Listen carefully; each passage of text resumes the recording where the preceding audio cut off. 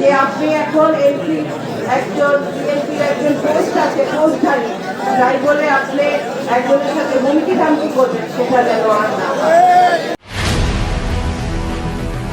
চৌধুরী নায়াব ইবনে ইউসুফ কে এবং কি তার রাজনৈতিক পরিচয়, বিস্তারিত জানাবো এটিভি নিউজের প্রতিবেদনে। চৌধুরী নায়াব ইবনে ইউসুফ বা নায়াব ইউসুফ তিনি হলেন ফরিদপুর সদর ৩ আসনের একজন উল্লেখযোগ্য রাজনীতিবিদ। তিনি ২০২৬ সালের চলতি মাসের ফেব্রুয়ারিতে অনুষ্ঠিত ১৩তম জাতীয় সংসদ নির্বাচনে তিনি বাংলাদেশ জাতীয়তাবাদী দলের বিএনপি প্রার্থী হিসেবে ফরিদপুর ৩ আসনের সংসদ সদস্য নির্বাচিত হয়েছেন। তার রাজনৈতিক পরিচয়, তিনি বিএনপির কেন্দ্রীয় মহিলা দলের যুগ্ম সাধারণ সম্পাদক হিসেবে দায়িত্ব পালন করেছেন। ২০২৬ সালের নির্বাচনে তিনি ধানের শীষ প্রতীক নিয়ে লড়াই করেন এবং জয়ী হন। চৌধুরী নায়াব ইউসুফ হলেন ফরিদপুরের ঐতিহ্যবাহী ইউসুফ পরিবারের সন্তান। তিনি বিএনপির সাবেক ভাইস চেয়ারম্যান এবং সাবেক মন্ত্রী মরহুম চৌধুরী কামাল ইবনে ইউসুফের কন্যা।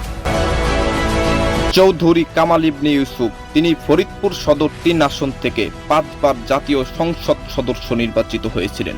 তিনি কেবল একজন মন্ত্রীই ছিলেন না, বরং বিএনপির কেন্দ্রীয় কমিটির ভাইস চেয়ারম্যান হিসেবেও দায়িত্ব পালন করেছেন।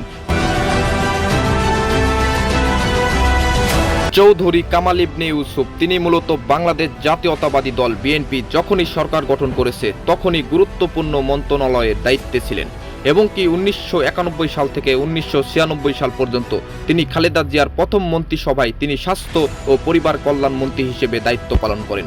এছাড়া ২০০১ সাল থেকে ২০০৬ সাল পর্যন্ত তিনি ৪ দলীয় জোট সরকারের আমলে তিনি দুর্যোগ ব্যবস্থাপনা ও ত্রাণ মন্ত্রী হিসেবে দায়িত্ব পালন করেন।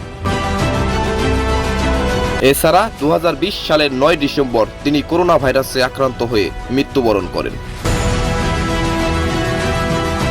তারপর থেকেই চৌধুরী নায়াব ইউসুফ তিনি মূলত তার বাবার রাজনৈতিক উত্তরাধিকারী হিসেবে ফরিদপুরের রাজনীতিতে সক্রিয় হন এবং ফরিদপুরে তিনি বেশ জনপ্রিয়তা অর্জন করেন। এছাড়া চৌধুরী নায়াব ইউসুফ তিনি ফরিদপুর সদর ৩ আসনের ইতিহাসে প্রথম নারী সংসদ সদস্য হিসেবে নির্বাচিত হওয়ার গৌরব অর্জন করেছেন।